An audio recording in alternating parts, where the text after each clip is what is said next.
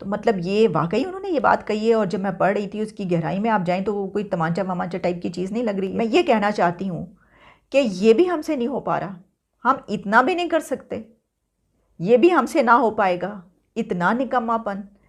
ये मैं किस हवाले से बात करी हूँ, आगे चलकर हम इसी पर बात करेंगे। लेकिन पहले मैं आपको ये बताना चाहती हूँ कि चलें, शुक्र है हमारी भी किसी से बात हो ही गई, किसी से हमारी भी फ़ोन पर बात हो ही गई, अल्लाह अल्लाह करके हमारी भी किसी से फ़ोन पर बात हो गई। क्योंकि हम देख रहे थे कि इस डिस्प्यूट में जो प्रेसिडेंट ज़ेलेंस्की हैं वो पूरी दुनिया के वर्ल्ड लीडर्स को कॉल कर रहे थे। नमस्कार दोस्तों, स्वागत है आपका वंस इंडिया में। दोस्तों, एक तरफ जहां भारत यूक्रेन से अपने स्टूडेंट को वापस बुलाने के साथ साथ अपने पड़ोसी मुल्कों की मदद कर रहा है, तो दूसरी तरफ पाकिस्तान की सरकार अपने नागरिकों को यूक्रेन से निकालने में असमर्थ हो चुकी है। लेकिन इसी बीच पाकिस्तानी विदेश मंत्री शाह महमूद कुरैशी ने यूक्रेन के विदेश मंत्री को कॉल करके ये कहा कि यूक्रेन पाकिस्तानी नागरिकों की सुरक्षा की जिम्मेदारी ले। इसी बीच पाकिस्तान के विदेश मंत्री को यूक्रेन के विदेश मंत्री ने लताड़ लगाई है, जैसा कि हमेशा से पाकिस्तान के साथ होता आया है। तो आइए इस वीडियो को देखते हैं और पाकिस्तान की मीडिया शाह महमूद कुरैशी को लेकर क्या क्या कहती है। चलिए देखते हैं। अब मतलब हो सकता है कि आप ये कहेंगे नहीं, आप ज़रा थोड़ी सी, मुझे तो ऐसे ही लग रहा है कि उन्होंने जो डायरेक्ट उन्होंने बात की है। मैं आपको पहले एग्जैक्ट वर्ड्स इसके बताती हूँ। उन्होंने कहा, call with Pakistani FM Shah Mahmood Qureshi, Pakistan supports steps in international organisations aimed at restoring peace in Ukraine, discussed safety of Pakistani students, I stressed the best way to guarantee their security is to force Putin to stop his war against Ukraine।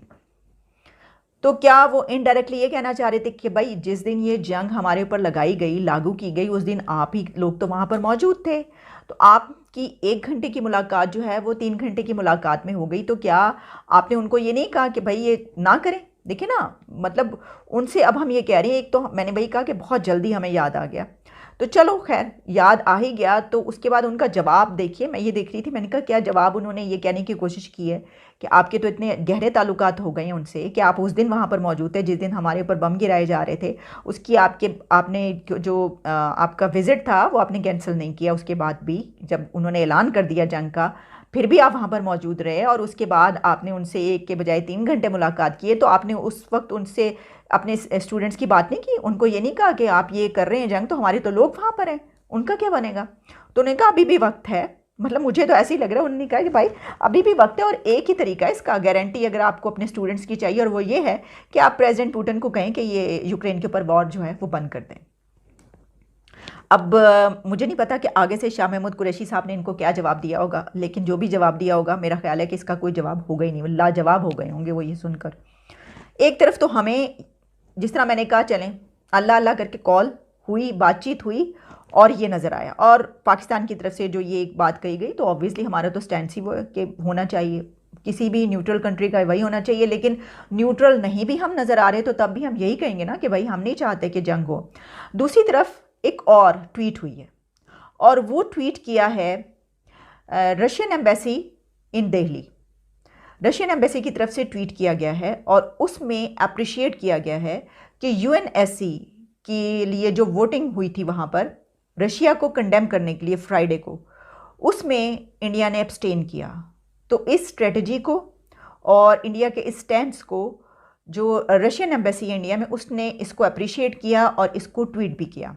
अब आप जानते हैं कि ये जो UNSC में यानी United nation security council में फ्राइडे को वोटिंग हुई थी, वो रशिया को कंडेम करने के लिए हुई थी कि रशिया को कंडेम किया जाए और उनको कहा जाए कि फौरी तौर पर ये जंग बंदी करें, इसको जंग को रोकें, और ये रशिया गलत है, अग्रेसर है, ऑपरेसर है, इसके लिए ये वोटिंग हुई थी। उसमें 3 कंट्रीज़ ऐसे थे जिन्होंने एब्सटेन किया, चाइना, यूएई और इंडिया। तो इसके ऊपर उन्होंने अप्रिशिएट करते हुए, मतलब ये कि आप ये कह लीजिए एक तरीके से शुक्रिया अदा किया या अप्रिशिएट किया है कि भाई आप जो हैं, उन्होंने क्या वर्ड्स यूज़ किए, क्या अल्फाज है, मैं आपको बता देती हूँ। Highly appreciate India's independent and balanced position at the voting in the UNSC on February 25, 2022। कि उन्होंने कहा कि हम हाईली अप्रिशिएट करते हैं कि ये जो इंडिपेंडेंट एक बैलेंस्ड पोजीशन है, अच्छा, ये जो पोजीशन है इसकी भारत की, इस पे रशिया को तो करना ही है अप्रिशिएट। इसकी वजह ये कि रशिया और भारत के जो इतने गहरे और पुराने ताल्लुकात हैं, वो तो बनता है कि भाई रशिया तो अप्रिशिएट। लेकिन आप ये देखिए कि इससे पहले जो प्रेसिडेंट ज़ेलेंस्की हैं, उन्होंने भी कॉल की, हालांकि उनकी तरफ से इस वोटिंग में हिस्सा नहीं लिया गया, तो वो ये सोच सकते थे कि देखें इनको हिस्सा लेना चाहिए था और कहना चाहिए था, कंडेम करना चाहिए था रशिया का, लेकिन इंडिया ने ऐसा नहीं किया। लेकिन उन्होंने नाराज़गी शो करने के बजाय उनको जो मुख्तलिफ लीडर्स को कॉल किए, तो वहाँ पर उन्होंने इंडिया भी कॉल किया और उस पर उन्होंने ये कहा, प्रेसिडेंट ज़ेलेंस्की ने इंसिस्ट किया कि हम आपका ताउन चाहते हैं, हम चाहते हैं कि आप हमारा साथ दें और उनको रोकें इस बात से, और जो अगली वोटिंग है उसमें भी हमारा साथ दिया जाए और यूक्रेन के हक में बात की जाए, यूक्रेन को सपोर्ट किया जाए। तो इसकी वजह ये है, इसकी वजह क्या है मैं आपको बताती हूँ कि अगर आप international media organisations, media companies जो हैं, वो आप उठाकर पढ़ें और देखें, वहाँ पर जो पब्लिश किया जा रहा है, तो वो ये कहा जा रहा है कि ये एक बहुत ही नाजुक मोड़ है, ख़ास तौर पर ऐसे कंट्रीज़ के लिए जिनके ताल्लुकात, या तो ऐसे कंट्रीज़ जिनके ताल्लुकात रशिया से बहुत गहरे हैं, या ऐसे कंट्रीज़ जिनके रिलेशंस यूक्रेन से बहुत गहरे हैं। तो वो जाहिर है कि इतने करीबी अलाई जब होंगे दो कंट्रीज़ के, ऐसे कंट्रीज़, तो वो सोचेंगे कि अब हम क्या करें, क्योंकि ये कॉन्फ्लिक्ट ऐसा है कि इसका साथ तो कोई नहीं दे सकता। यानी रशिया को अगर आप ये नहीं कहेंगे कि आप जो हैं गलत कर रहे हैं, तो फिर क्या कहेंगे कि आप सही करें। तो जो भी कंट्री ऐसा कहेगा, तो वो होगा कि जो इस दुनिया में जंग करवाना चाहता है, वही होगा ना ऐसा कंट्री। तो ऐसा कोई भी नहीं चाहेगा। ये अलग बात है कि हम वहीं पर बैठे हुए थे जिस दिन हमला हुआ है और हमने कहा कि ठीक है, कोई बात नहीं, कोई मसला ही नहीं है।